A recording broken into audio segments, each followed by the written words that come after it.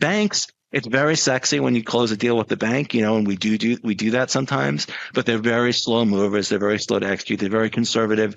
They're never going to be Ripple success stories, and it's hard to get them to push the benefits down to their customers because that's risky for them, and then it highlights where they're inefficient. So we focused a lot on banks in the beginning just because a press release with a bank is a big thing, but we discovered they're just very slow to move. Like if all they want is a press release, now we're like, hey, like we want to actually like move billions of dollars now. And they're like, yeah, we kind of don't. Yeah, well, first of all, there's never been a new financial product that didn't entail risk. So that obviously is going to be risk, and they haven't written all the laws yet. Like, think of the rules around it, like, AML and BSA and KYC and disclosures, and, when they say stable coin, which we're going to have, I'm not against stable coins, like a mutual fund, but mutual funds have rules. What are the rules going to be around stable coins? And I think there are really, so I'm a believer in stable coin, a believer in blockchain, not personally a believer in Bitcoin itself, but you're the customer. I don't like to tell customers what they can and can't do with their money. That is a whole different issue for us. And so we're going to accommodate those things. You mentioned that we did a deal with Coinbase, so you can now move money from Chase to Coinbase. We're going to make it easier for people. They've agreed how to use our APIs, which we think is a good thing. So we'll be in it, and we'll see. It's a little bit of a solution looking for a problem, because if I'm going to send you, we already have the JP Morgan coin. We already moved money 24/7. We moved $10 trillion a day quite effectively, efficiently, safely, with all the cyber protection and stuff like that. But if I'm going to send you a stable coin, you're going to say to me at one point, well, I don't want your mutual fund, just send me cash, and then I'll invest the way I want. But there are things that stable coins maybe can do that traditional cash can't, like is programmable. I might be able to send you a stable coin, then you can send it to 10 different vendors you want to pay on a regular basis or something like that. So we'll be in it and we'll use it. And if the customers want to use it and how they use it and it's used properly, we'll be doing it. It's what the customer wants. It's not what JP Morgan personally wants. Sounds like that's the case with both private credit and crypto. More supermarkets are using digital ads, meaning the price you pay can change several times per day. The price of your groceries may soon change right in front of your eyes. A glimpse of what shoppers could soon see is already on display in Europe, where the Wall Street Journal found prices at some grocery stores can change up to 100 times per day. The technology behind it? Digital shelf labels. Give a type of money that can only be spent for a specific number of reasons. And some worry about that state control or whatever, but like in this particular narrow use case, you want to give checks to individuals to get the economy moving again. Yeah. So if you think of programmable money that expires if you don't spend it. Going to a different economy, and we're going to be learning more about that as we go. But clearly, we're learning that things can be done from remote locations. We're learning that technology can replace people even more than we thought. We're not going back to the same economy. We're recovering, but to a different economy, and it'll be one that is more leveraged to technology. And I worry that that is going to make it even more difficult than it was for many workers. In Silicon Valley, and my friends who work in technology know that what we did to the manufacturing workers, we are now going to do to the retail workers, the call center workers, the fast food workers, the truck drivers, and then even bookkeepers, accountants, insurance agents, lawyers, and on through the economy. So what happened to the manufacturing workers is a very clear sign. And so we'll import Chinese-based CBDC technology. So it's going to be CBDC in a box provided to you by the People's Bank of China. But every stock, every bond, every currency, every commodity, every piece of art, every private business, every piece of real estate will eventually be a token on a blockchain, an entry on a ledger, permanent and immutable. We will have truth instead of trust, and we will save over $7 trillion a year. 6 to 8% of global GDP is wasted by the friction of the trust industry that's necessary when you have dual entry accounting. With triple entry accounting, which is what a blockchain is, we get rid of all of that friction. It's a beautiful future. Like what you see in China and their social credit scoring systems, right? If we get identity wrong, it could be a tool to enslave humanity. And if we get it right, it could be a tool to liberate humanity. And as an American, I'm obviously rooting for the one that's on the side of freedom. Bitcoin is an international asset. And also, I do believe the role of crypto is it's digitizing gold. I actually believe this technology is going to be very important. Look at it. We have been part of a huge revolution in investing through ETFs. We believe that ETFs will be changing the whole way we invest. Many people still use it as a means, well, people are investing it for indexing. No, the majority of people who are putting money in in ETFs are active investors that are buying exposure. The entire bond market is being transformed as we talk right now. I believe the next generation for markets, the next generation for securities will be tokenization of securities. And if we can have that distributed ledger that we know every beneficial owner, every beneficial seller, we all have our code of who's buying, who's selling, instantaneous settlement.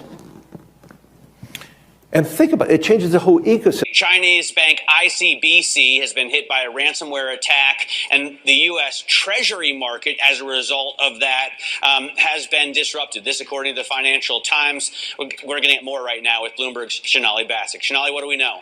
Listen, we have the Financial Times now reporting that ICBC, one of China's largest banks here, was hit with a ransomware attack.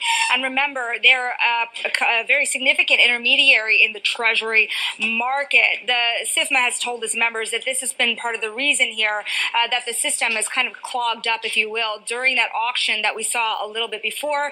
The attack had prevented ICBC, according to the Financial Times, from settling Treasury trades on behalf of other market participants. A large executive at a major bank also telling the paper that such a large party on the fixed income clearing corp creates major concerns, potentially impacting the liquidity of Treasury markets. Now, it was not just a poor auction. It was absolutely lousy, and when the dealers have to step in to save a treasury auction, that's a rare occurrence. And welcome to the Crypto Teacher. And guys, please like and subscribe if you do like what you're listening to. Please inform your friends and family and spread it all over social media.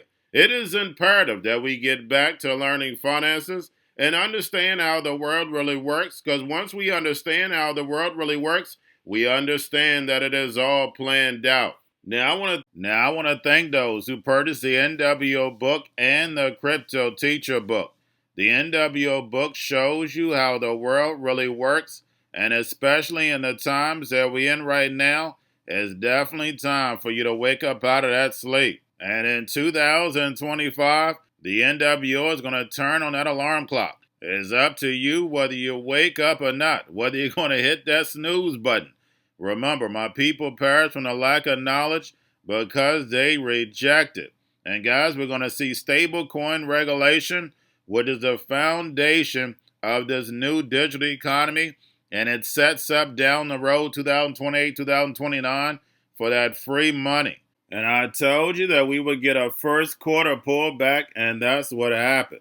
And then also I told you that tariffs would get stepped up, and that's what happened. Layoffs would pick up. That's what happened. So the Crypto Teacher gives you a warning like Noah and Gilgamesh, whichever one you want to call it. But we will get some type of reset this year. Most likely stable coins are the catalyst. And remember, the Crypto Teacher told you. But we have trillions of dollars sitting on the sideline in money market accounts.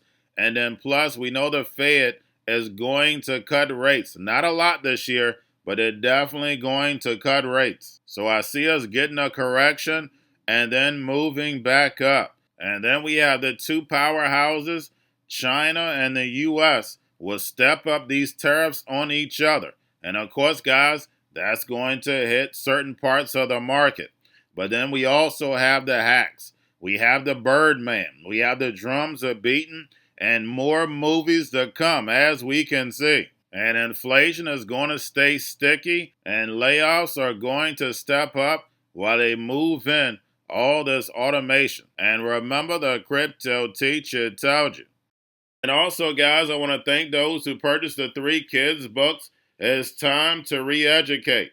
Also, much love to those who donate to the Cash App, Patreon. Much love. Keep it coming. Guys, if you're not a part of the Patreon, make sure you're donating to the channel through the actual Cash App. But guys, this next Bitcoin and crypto bull run is going to be a utility run. So you want to make sure you have the cryptos that have real utility. And much love to those who are shopping at both stores. Keep it coming. And of course, guys, we get into Bitcoin and cryptos first. Don't forget to like and subscribe to the channel. And we have Bitcoin and crypto once again in the same trading range.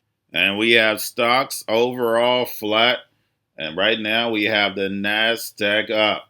Now make sure you're paying attention to the actual indicators. We have yield rates right now down as I'm doing this video, but they're very volatile.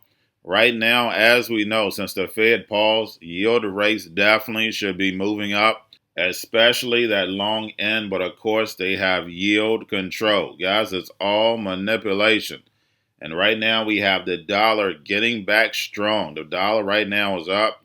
We have volume and crypto up. We have Tether and USDC. And then, of course, guys, we have the Fed.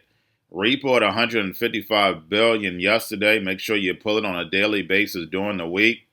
And we know the Fed wants to keep rates high for longer to destroy this legacy market so Trump can build this fourth industrial revolution, where the robots, algorithms, and drones take the economy over, pay each other with crypto, and the sheep go inside the metaverse. And we have the Fed pauses once more. And we know the higher these rates, the worse this economy is going to be.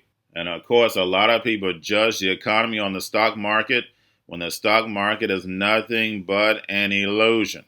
These big corporations have been adjusting just so they could hit earnings. All these numbers are fake.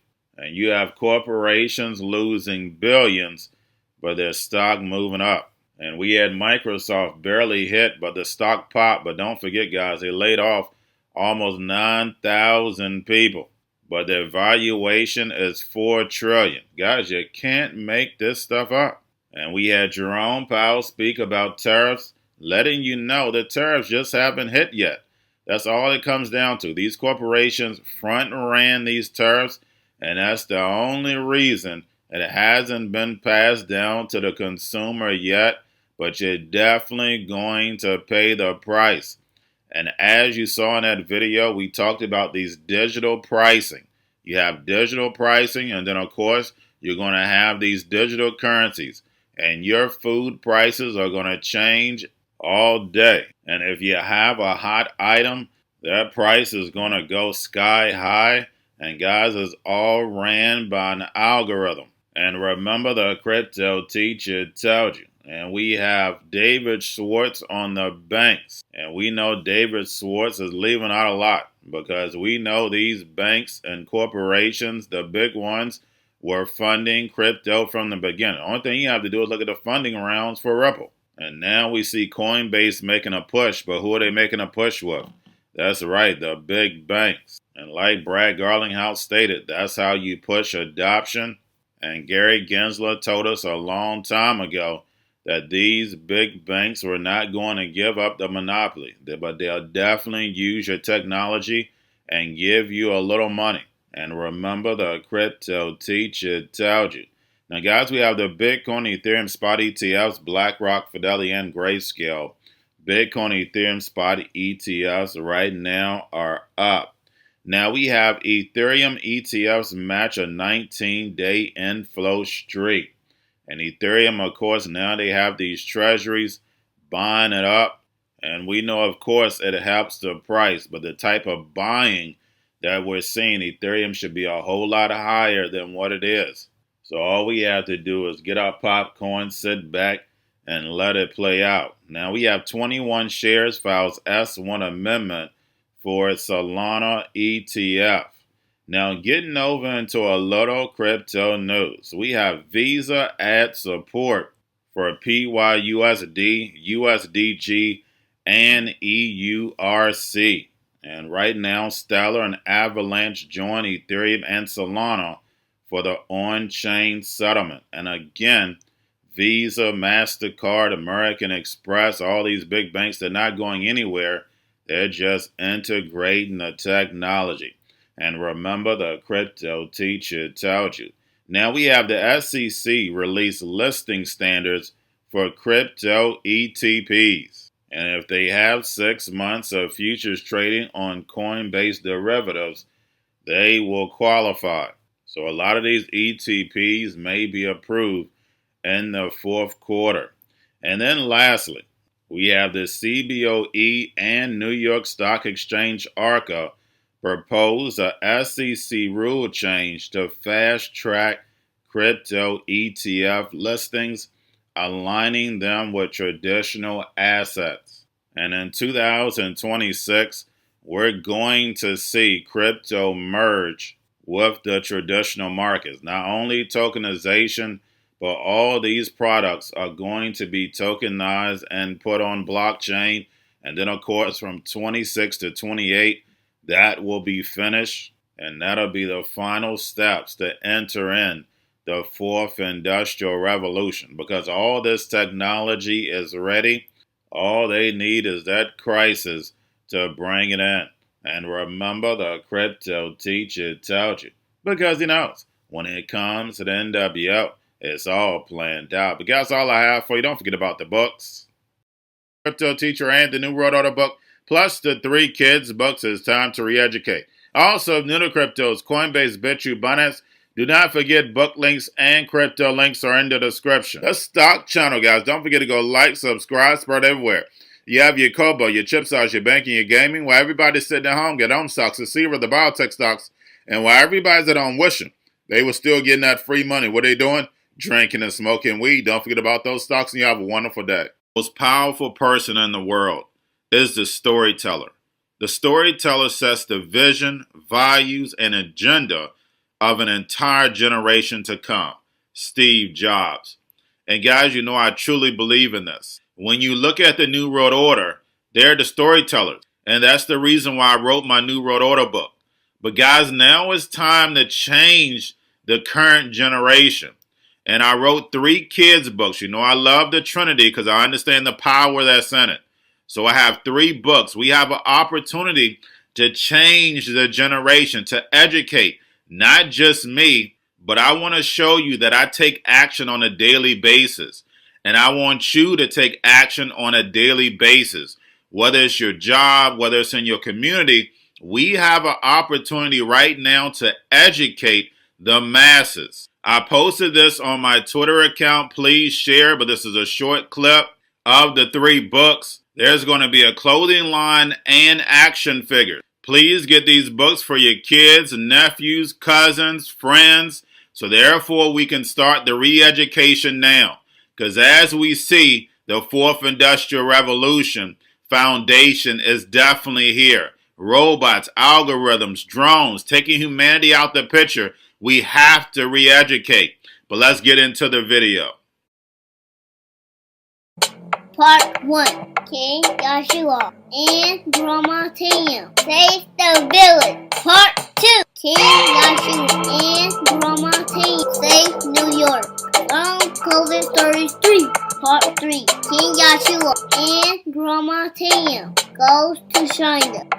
It's mandatory to get part 1, part 2, and part 3 of this series. It's time to re-educate Generation Z.